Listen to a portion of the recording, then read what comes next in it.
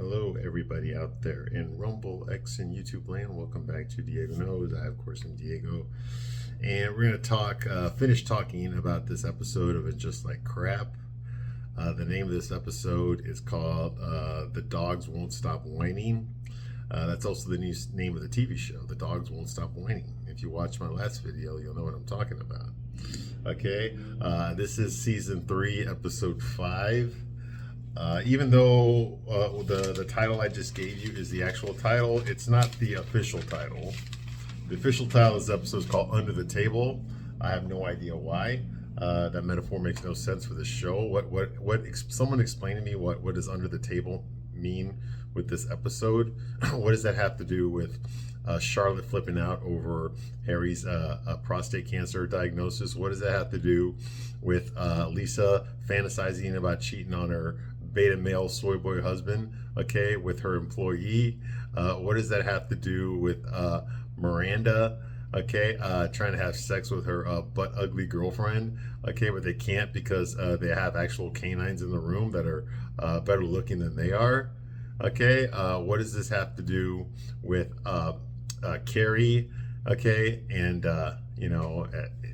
starting to cozy up to Duncan Reeves, her downstairs neighbor? What does Under the Table have to do? It has nothing to do with that. The only table in this episode is the one that Aiden bought for her that she's been fantasizing about.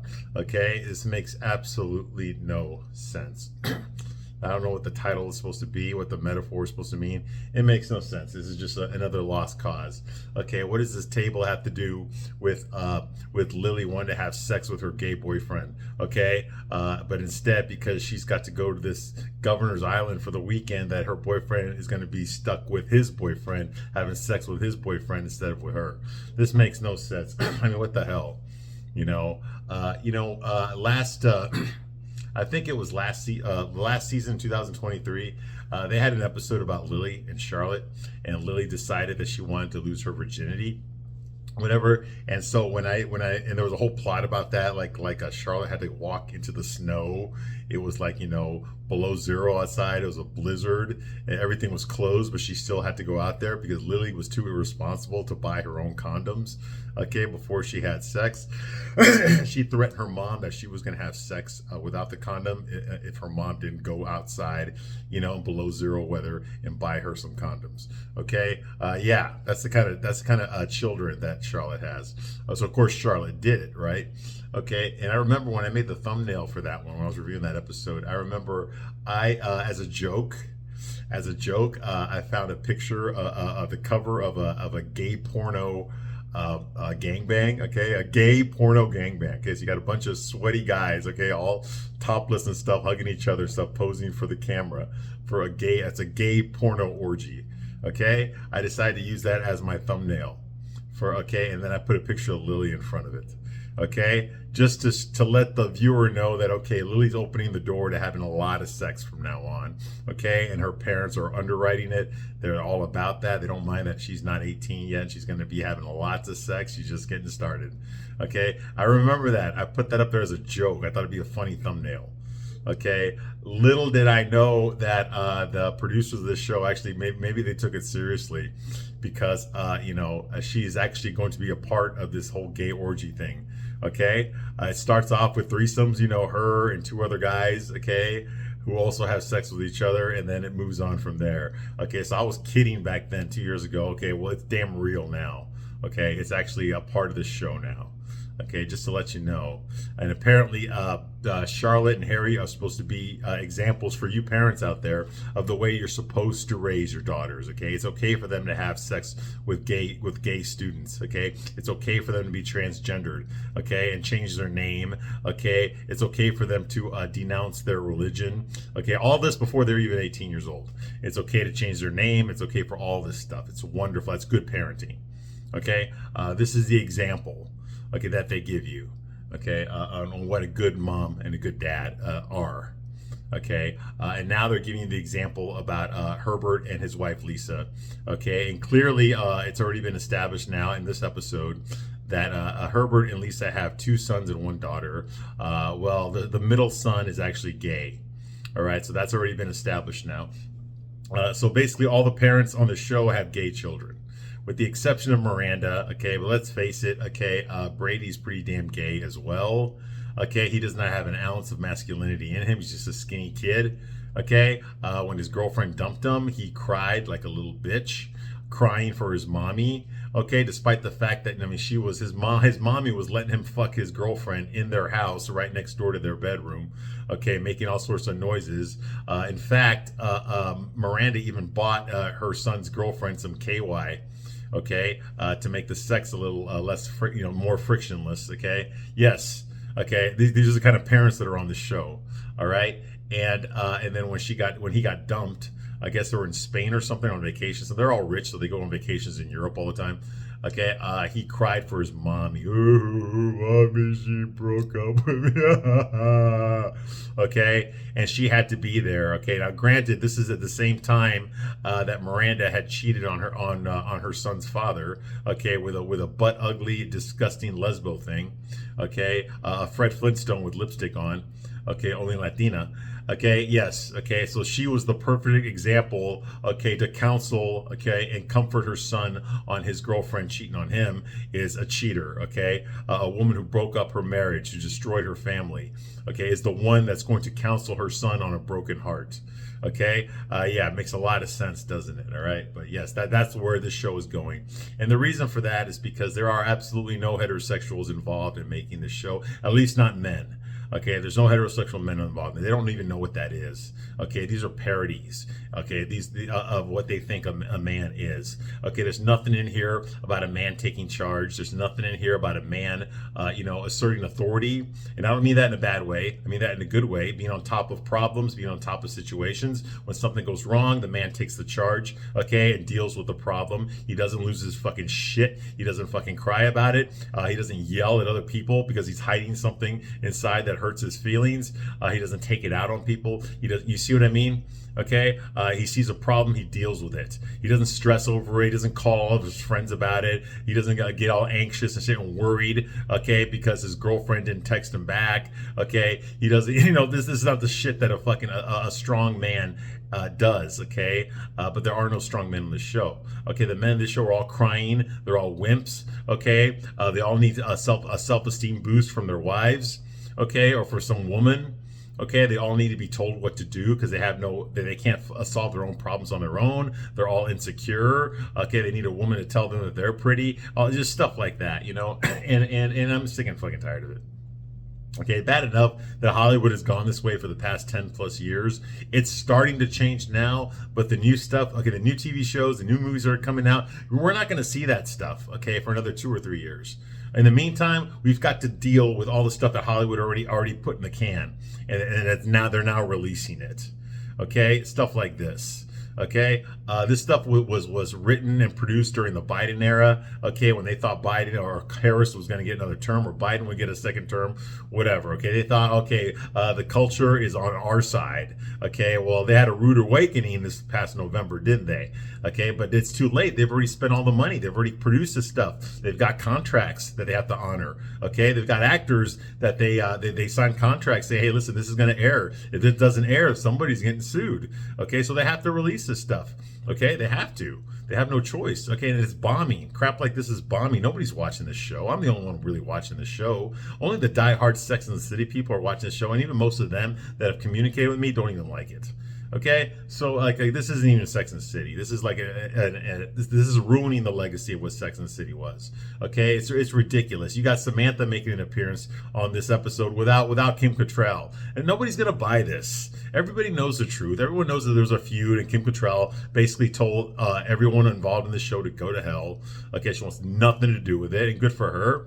Okay, we already know that, so they're trying to replace her character Samantha with Seema, who is nowhere near and has nowhere near the charisma that Kim Cattrall brought to the character Samantha. Okay, so it's ridiculous that she's still in it on there. Okay, they should have killed her off.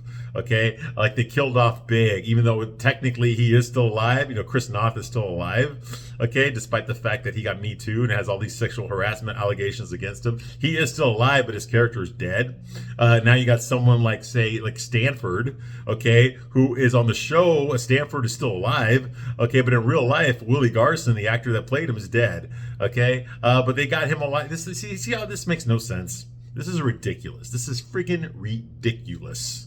Okay, what they're doing. They don't even know what the hell they're doing. They already filled up our TV screens, okay, with hours of Naya and her struggles trying to get pregnant. Okay, the black history professor, okay, our law professor trying to get pregnant. Okay, there were so many plots involving her and that. Okay, there were so many plots involving Shay and her transgender crap fucking career, non-career, trying to do stand-up comedian, trying to get a pilot done with Tony Danza, having to fly to LA for that, trying to get her apartment, her dating life, with Miranda and all this. It's all this crap. They got so many hours of this shit was given to us in the first 2 seasons. And for what? Okay, these characters are gone. They're erased from history now. Nobody even talks about them anymore. Everyone acts like they were never there. Okay, so why did you waste so much screen time on characters that you never had any intention of doing anything with? Okay, maybe they did at one point, okay, but I like to think that the audience said, what the hell am I watching this for? I wanted to see women in their 50s, okay, trying to hook up. I did not want a fucking lecture on pride, on LGBTQ pride, okay, or Black History Month. That's all we got. That's all we're still getting here, okay? And this is like, what the hell is this? Where's the market for this? I understand that Sex and the City had a large gay following. I get that, okay? It was very gay friendly. Okay, I get that, all right, but but that was part of the audience. The majority of the audience was straight, college-educated white women. Okay, that fantasize about walking around New York in those clothes. Okay, going to those restaurants, going to those nightclubs, dating those guys. That was the bread and butter of Sex and the City. And what are those women getting in this show? They're getting nothing. Okay, what are they getting? They're getting Steve getting cheated on and dumped. Okay, they're getting Miranda going gay, even though they did that episode in the first season. I know I've reviewed every single episode of Sex and the City. It's on this channel if you don't believe me, okay? So, what the hell is this? Carrie crying about a guy? I mean, what the hell? They murdered Big in the first episode. I mean, she murdered Big in the first episode. What the hell? So now we're going through her dating life? Okay, there's a big difference, okay, with Carrie, in her 60s than she was in her 30s, okay? A big difference here, all right? It's pretty pathetic. There's a movie I saw many years ago. You've probably seen it already. It's with Adam Sandler. It's called The Wedding Singer. The Wedding Singer, okay? And I know it's a period piece that took place in the 80s. There's a scene in there where he's at a bar and his friend is there, okay? And, they're talking about Happy Days, about Fonzie on Happy Days, Henry Winkler's character on Happy Days, which was very popular in the 70s. But this movie takes place in the 80s. So he's talking about, hey, you know what, man? It's all cool when you're 19, 20, 25, and you're dressed like Fonzie, you're wearing the leather jacket and the slicked hair and the t-shirt, and you're hitting on chicks, you just go up to them, you start hitting on them in the leather jacket and stuff. It's cool when you're in your 20s doing that, all right? Girls get turned on by it. It's fun, it's exciting, it's refreshing, it's nuanced, okay? Okay, but it's not cool when you're like 35, still dressed that way and trying to pick up girls the same way you did when you were 20. Now it's not cool anymore. Now it's like pretty pathetic. It's very immature. It's very desperate. It's someone who cannot read the room. It's someone who has no social skills, okay, that they have to rely on an old TV show, okay, to give them inspiration on how to talk. It's ridiculous, okay? It's pathetic, all right? That's what this is, okay? That's what this show is, okay? It's a bunch of old ladies I know Golden Girls is a bunch of old ladies too, but they all live together. And the episodes weren't necessarily always about dating. Okay, the episodes were about them getting along with each other. B. Arthur's mom, Dorothy's mom living with them. Another old hag, but at least that old hag that talked like Scarface. Okay, the jokes wrote themselves. You had an old slut who can't pull the men that she used to be able to, but she still thinks she's hot. That clearly would have been the Samantha. You've got like dumb as shit fucking what's her name, Betty White's character, you know, but she's so fun because she's like a little girl trapped in an old lady's body. You know, that would be the Charlotte. Okay, you know, you got the cynical one. Okay, that would be Dorothy. That would be Miranda, actually. Okay, there wasn't really no Carrie on that show. Okay, on the Golden Girls, but that was fun. Watching these women play off each other was fun. Okay, these women knew they weren't all that. They knew that, like, you know, these drop-dead gorgeous men aren't going to be knocking on their door wanting to go out with them. Okay, you know, they knew that. Okay, and they played that off. They had to deal with the fact, okay, this is the dating pool for women our age, okay? Let's try to make the best of it, okay? And that's what was funny about the show, okay? We knew Blanche wasn't going to get some high-value man. She was going to get some old guy who was bald, you know, and fat, you know, with like 16 grandkids. Hey, my beautiful little Blanche there, you know. It's like, it was funny. It was funny. Okay, this isn't funny. This is pathetic. This is pathetic. Okay, these are women trying to relive their youth. It ain't gonna work. It ain't gonna work. Not in this lifetime.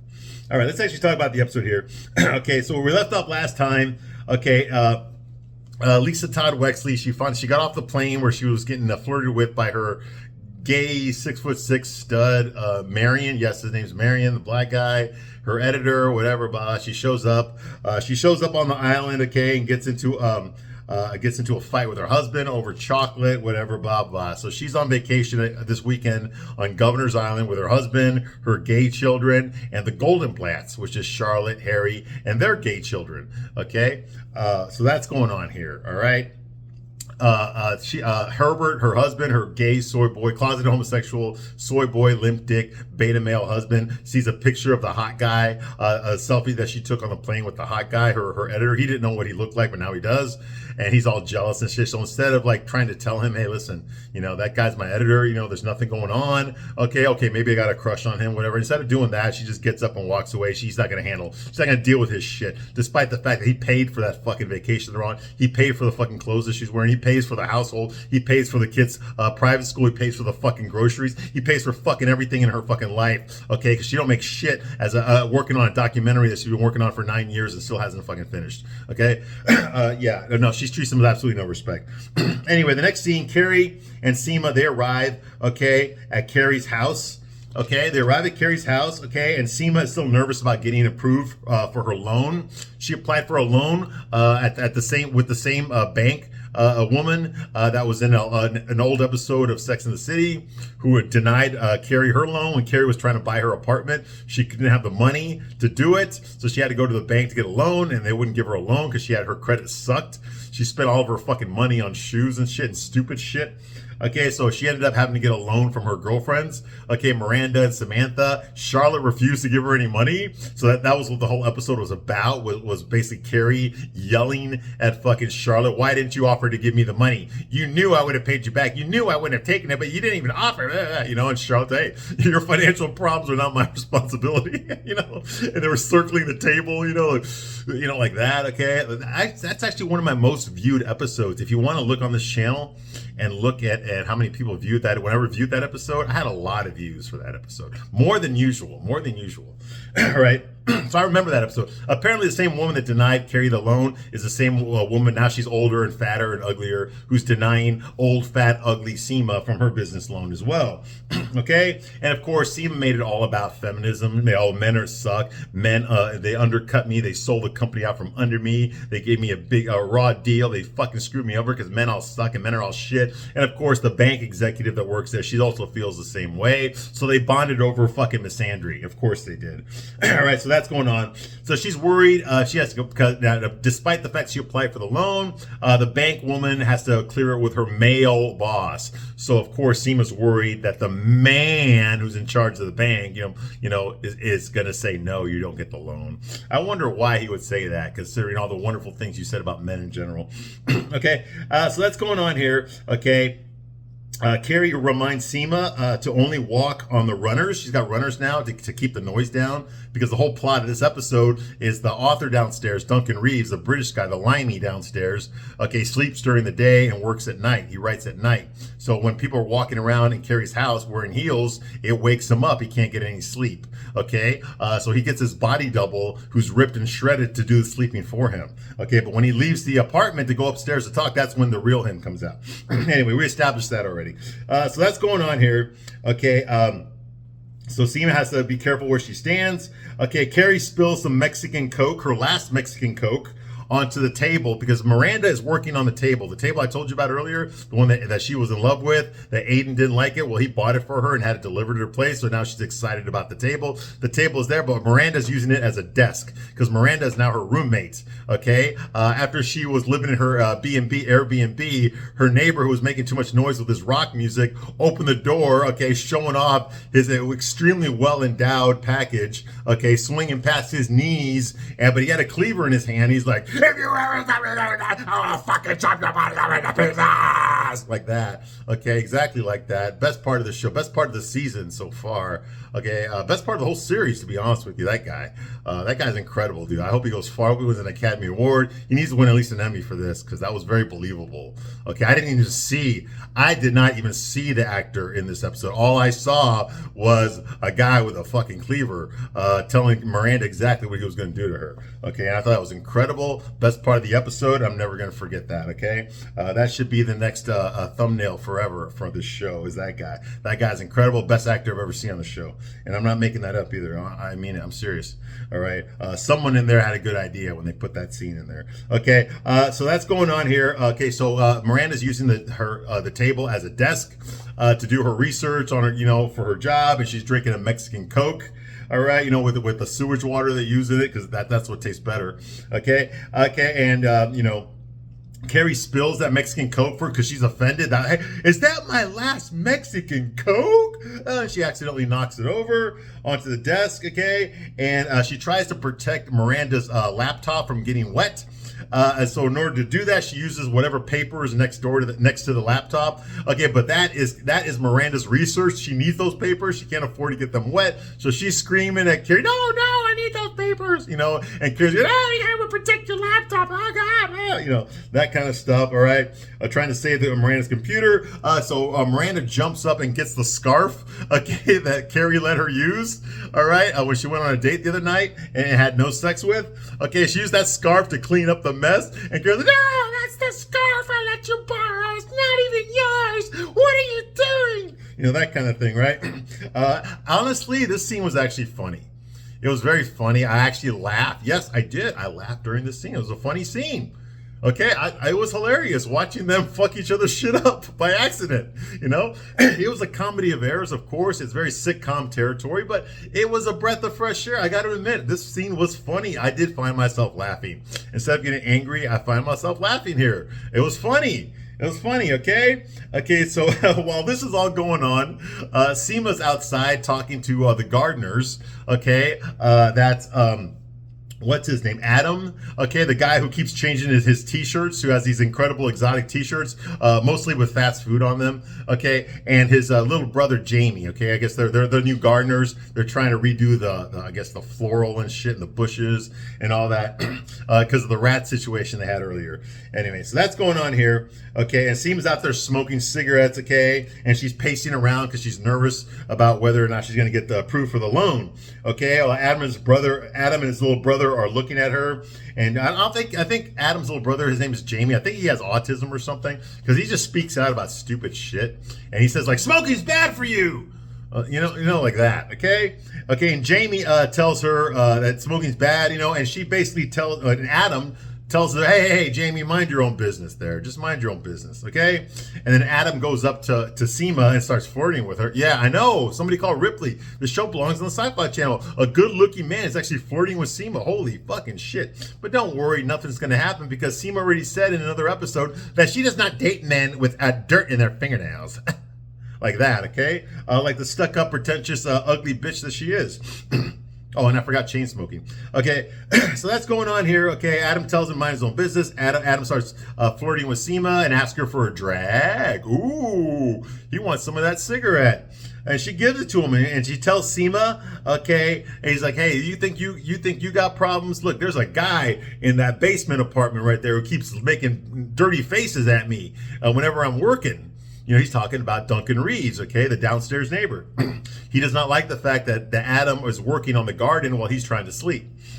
Okay, so he looks out the window and just makes ugly faces at him. Okay, you know, okay, and so that's going on here. And he asks her about her problems.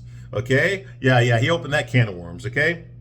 And I noticed about his t-shirt, Adam's t-shirt here, it says, I went to your hood. Because that's the running gag with this character. He's always wearing a weird t-shirt. The last time we saw him, he had a Burger King t-shirt on. And before that, he had I forgot what it was, some dumbass, it was the name of his store. Who gives a shit? Nobody cares. Okay, anyway, the joke about him is always wearing a different printed t-shirt every episode, all right? Okay, so that's going on. Okay, and Adam says like, you know, he's listening to Seema's pregnancy. Like, have you tried yoga?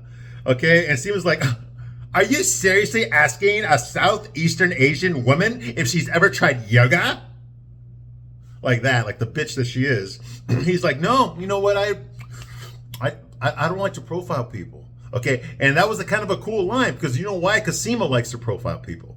Okay, she profiles every fucking man that comes across her vision. Okay, and she determines that they're all worthless pieces of shit. Okay, they're all there just to hurt her feelings. That's their only purpose in life, is to fuck her over and leave her brokenhearted. Okay, she profiles everybody. Okay, so of course, you know, he tells her, I don't like to profile people. It's kind of like like that, because that's what she does. She likes to profile people. Okay, every guy's a piece of shit in her book. All right. Okay, and yeah, she wonders why nobody likes her and why she has no fucking friends except for Carrie. Okay, so that's going on here. Okay, you know, he tells her, he's like, I don't like to profile. It goes up, but I am seeing a woman. Ooh, yep, he's not gay. He's like, I am seeing a woman who teaches vinyasa. What the fuck is that? I don't even know what the fuck vinyasa is. Okay, that just sounds like some fucking gay shit. Okay, yeah, so the girl that I'm seeing, the girl with a penis, is teaching vinyasa. Okay, and I'm just telling you, it might help. It might help, okay? And I think I can get you a discount. And Seema's like, with their cigarette, like, and what about me says I need a discount? Like that, okay? Like she's a fucking high roller or some shit, right? That's why she needed the bank loan, because she's a fucking high roller. All right? You know, I mean, she's complaining about her money problems, and then she gets mad when he says, I can get you a discount. You see how this show doesn't know what the fuck they're trying to do here? Okay. All right, so that's going on here, you know. Okay, and then, of course, right when this happens, you know, he tells her, he's like, nothing, no, nothing. You know, I'm just, you know, I mean, you're strong, you're pretty, you're successful, you know, your fat doesn't take up that much of the fucking dress that you're wearing, you know, you still got maybe another few minutes left before your fucking dress splits apart, you know, I love women that chain smoke, okay, you're butt fucking ugly, so I'm sure that works in your favor. Only good guys that don't care about looks are going to go out with you or fall in love with you, so you got that going for you. So no, I don't think you need any help from me, you know, you're just awesome and fabulous just the way that you are, you know, that kind of thing, right? And then right when that happens, you know, Duncan peeks his head out of the window like that, okay, like a fucking Indiana Jones villain, okay, and he points out to, oh, look, see what I mean, look at him, there he is, you know. And the whole time I'm watching, I'm like, I thought he slept during the day. Now I understand Carrie's walking keeps him awake. Okay, but they're just having a conversation outside. How the fuck can that keep Duncan awake? What the fuck is he even doing awake? If he was sleeping, this wouldn't be a problem. You see what I mean? It makes no sense. Anyway, next scene, Carrie and Miranda are talking, you know, and Miranda confronts her, so like, you know, I think we're thinking the same thing, Carrie, you know, and Carrie's like, yes, that you should stay and live with me forever, you know, so that's going on here, and Carrie says like, you know, it's not the 90s anymore, like when we used to live together back in the 90s. And yeah, it's because we're in our 90s. Okay, well, you're pretty close to that. Yeah, okay. And then Seema, of course, arrives right on cue. Okay, and she says that she did not get the bank loan. She already got a message from the banker. And then Miranda tells Seema, you know what, Seema, I need a place to live. Even though I'm a multi-millionaire, I've been living in Airbnbs ever since I sold my house for millions of dollars. So I need someone to find me a place to live because I can't do it on my own. That kind of thing, right? And Seema's all like, and here I bonded with the banker because she's a woman like I am, and I thought women would help women, but apparently not. And Miranda's like, well, I'm a woman. I'm a butt ugly woman, and so are you, so we can help each other out. That kind of thing. The feminist bonding and all that. Okay, so that's going on here. Okay, Lisa and Charlotte. The next scene. Okay, the next scene is back at Governor's Island. Okay, Charlotte got upset with Harry and the kids because they didn't want to be there vacationing, and she's consumed with her prostate cancer diagnosis because she's acting like it happened to her and not her husband. He's actually okay with it. He's holding up a strong front. He's not burdening other people with it. He's not flipping out and yelling at people and shit like that, like Charlotte is.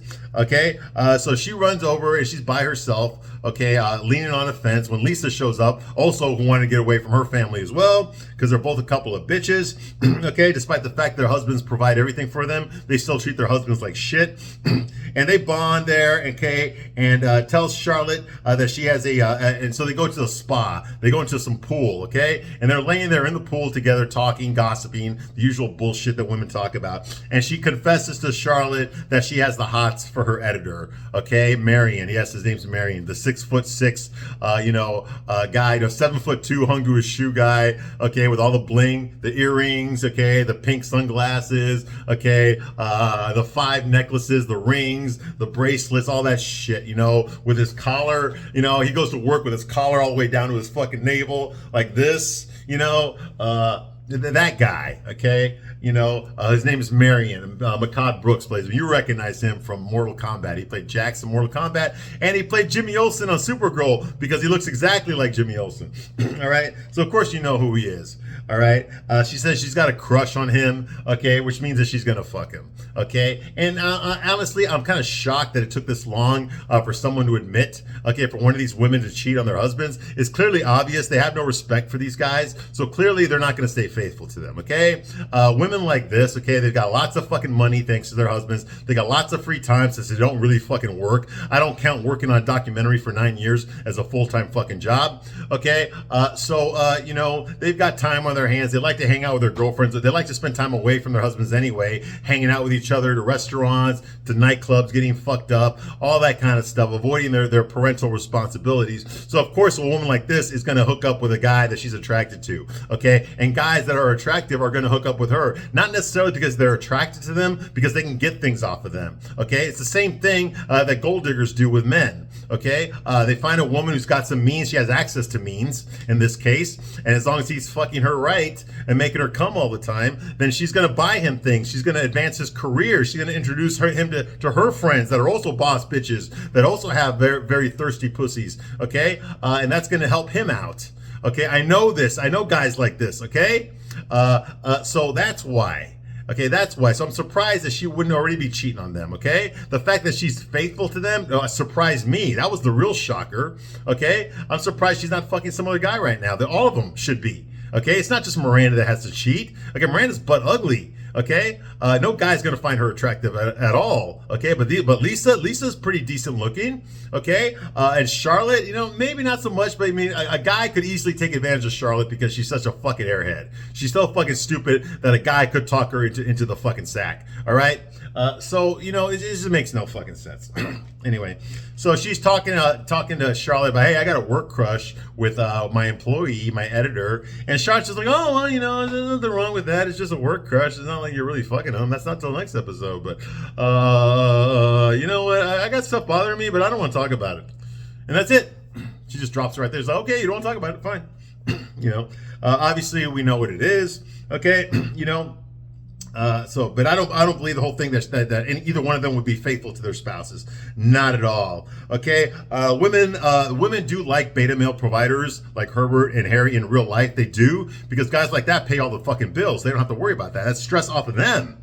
That's things that they don't have to worry about. They don't have to worry about who's going to pay for those shoes. They don't have to worry about who's going to pay for that vacation, okay, to Greece. Okay, they don't have to worry about that shit because they got a guy who's gonna do all that stuff. Okay, they got a guy who's gonna tell them they're beautiful and I love you and you're the best thing that ever happened to me. They already got a guy who's gonna fucking eat out their asshole like that. Okay, so they don't have to worry about the things that the average woman has to worry about. All right, so they like beta male providers. Okay, but if she cheats, okay, then he will find another woman to provide for her. Okay, and for her, that's the real cheating, and that's the truth. Okay, as men, we are upset when our spouse, the woman that we love, has sex with another man. That bothers us to no fucking end.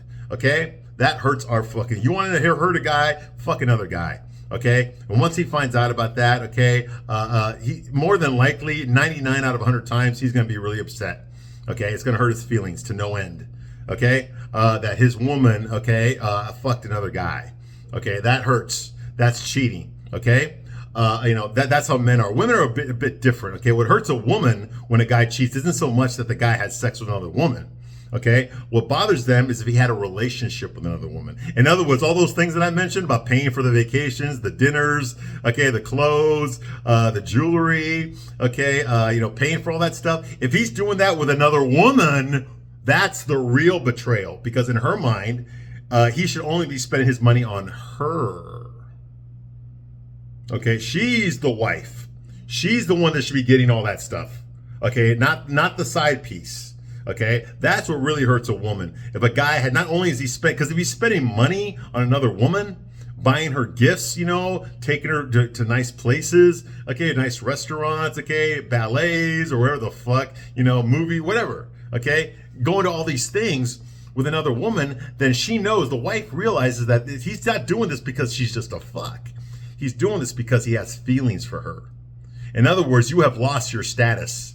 His feeling status is gone, okay? He ain't doing that for you anymore, okay? He's doing it for her, okay? His romantic investment is on someone else. Someone else has gotten that. That's supposed to be yours, but it belongs to someone else now. That's what really hurts a woman, okay? Not so much the sex, okay? You fucked a guy, well, I'm gonna fuck another girl. That doesn't really care. She doesn't care, okay? That doesn't really bother her, okay? What bothers her is the relationship. Does he have another relationship with a woman? If you watch soap operas, okay, that's the one that women always get upset about. Not if fucking J.R. Ewing fucked another bimbo. Okay, that ain't gonna drive Sue Ellen up the walls. If J.R. fell in love with another bimbo, okay, that's what was gonna piss her off. Because now he's gonna start buying her shit, going places with her, doing nice romantic things with her, and not with his wife. That's what really cuts them right in the heart. That stabs them right in the fucking heart.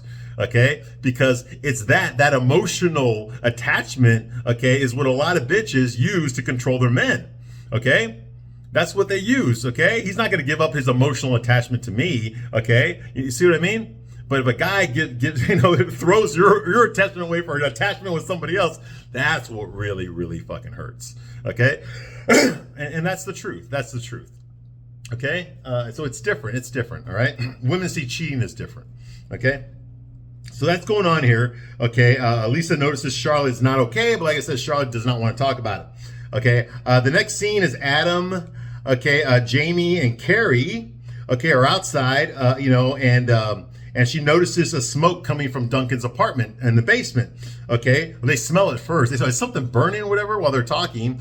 She compliments him. Oh, right, I thought you were just staying out here being pretty. Okay, when your little brother's doing all the work, that kind of thing. He's like, yeah, well, it's true. I am pretty. That kind of thing. Little Joe, he's flirting with everybody. Okay, and then all of a sudden they smell something burning, and it's coming from Duncan's apartment downstairs. Okay, so that goes on here. They go down there.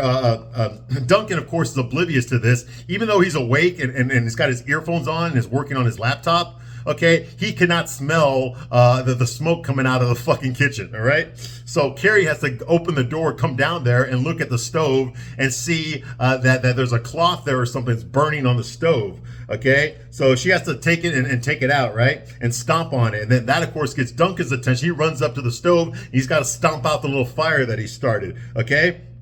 So Carrie calls Duncan, hey, you know what? Your pot noise there, you're pretty noisy. Okay, get it? Get the reversal there? You're noisy, okay? But it is a small fire, and then he laughs. he goes like, there goes more dinner, because he's British, you know. Okay, we saw this coming a mile away. Okay, obviously all the relationships on all the fucking rom-coms, they all start off with the guy and the girl hating each other, and then slowly they start developing a repertoire, you know, a chemistry and stuff, and the next thing you know, they're fucking each other. Okay, that's every fucking rom-com, every fucking TV show where they have the will they, won't they fucking scenario, all that. It's always the fucking same thing. So of course I knew at the very first time I saw Duncan, I knew that him and Carrie were gonna hook up. Okay, I knew that was gonna fucking happen. All right. So that's going on, okay? And the very next scene, Duncan and Carrie are now having dinner together. They're on a date now.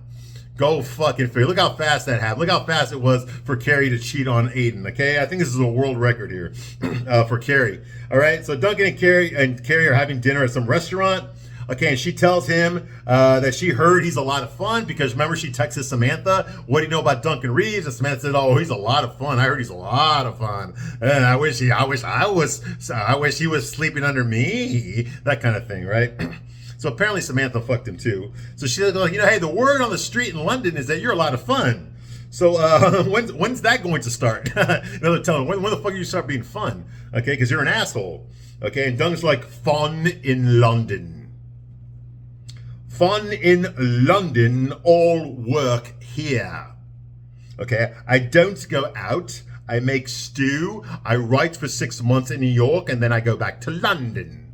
Okay, ooh, sorry. And that's what he says. That's what he tells her. Okay, okay, and he's writing a book about Margaret Thatcher. Okay, the former Prime Minister of the UK. And you know, and he says like, it's the first time I've attempted a woman. You get how they phrase this. So they're trying to make it look like he doesn't fuck women. He's never been with a woman. Okay, I know that's not exactly what he's saying. He's saying he's a virgin when it comes to writing nonfiction about women. This is his first time, so he's nervous about it. Of course he's nervous about it, because who do you go to when you're nervous about women things? You go straight to Carrie, because she fucking knows everything. Okay, remember that was her advice column. Okay, when she had the column, Sex and the City, it was about giving women advice on how to fuck a lot of guys, okay, and suffer no consequences, because your life is written by fucking gay guys. Okay, you know, he's like, I'm nervous, okay? Will they accept a woman from me? Okay, of course, okay, of course he's insecure. All the men on the show were insecure. Now he's just verified it, that's all. Okay, all the men on the show are insecure about shit. He's insecure. He's insecure about pussy. Okay, and he needs Carrie's help. Of course he does. Of course he does. All right. Like I said, all the men on the show are closeted homosexuals, insecure about their looks, about their writing, about their running for fucking comptroller, everything. They're insecure about fucking everything. Only the women are okay. All right. So Carrie says that she writes memoirs and essays, but now she's writing her first novel. You know, and so she's nervous too. This is this bullshit turn of the century novel. It takes place in her fucking apartment building, okay, in the 1800s, about some woman that lived in her apartment or her house in the 1800s. Big fucking deal, okay? And we got to listen to this shit during the narration, all right? So she, when she gets home after this date, she takes off her shoes. Ooh, which she says she would never do. That's asking too much of her. She takes off her shoes in order to be courteous for Duncan so as not to keep him awake. Wow, despite the fact that it's nighttime and he works during the go figure, who gives a shit, all right? Okay, she takes off her shoes when she gets home, okay? Of course, she's gonna fuck him later. That's the point of this episode. All right, okay, this was a long one. I'm gonna stop my review right here. I'll be back for the next episode. Yes, of course, I'll be back for the next episode. All right, thank you for watching these videos, and I'll see you soon on the next one. Bye.